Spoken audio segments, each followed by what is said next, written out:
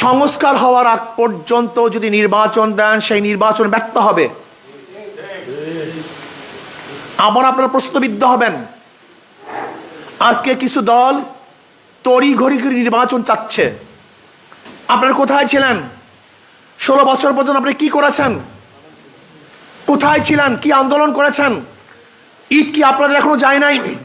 ঈদ কি আপনাদের শেষ হয় নাই?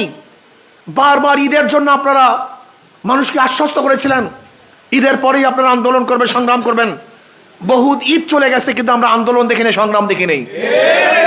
ছাত্র জনতা আমরা হাজারো জীবনের মায়া ত্যাগ করে রাস্তায় ঝাঁপিয়ে পড়েছিলাম, অথচ দেখা যায় আমাদের রক্তের উপরে, আমাদের শ্রমের উপরে, আমাদের ত্যাগের উপরে আজকে ফ্যাসিস্ট বাংলাদেশ থেকে হটতে বাধ্য হয়েছে।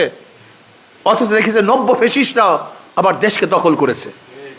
এক চাঁদাবাজ তাড়িয়ে আবার আর এক চাঁদাবাজকে বসাবার ব্যবস্থা করতেছে। আমাদের আন্দোলন সাকসেস হয়নি, আন্দোলন আবার করতে হবে, সংগ্রাম আবারও করতে হবে।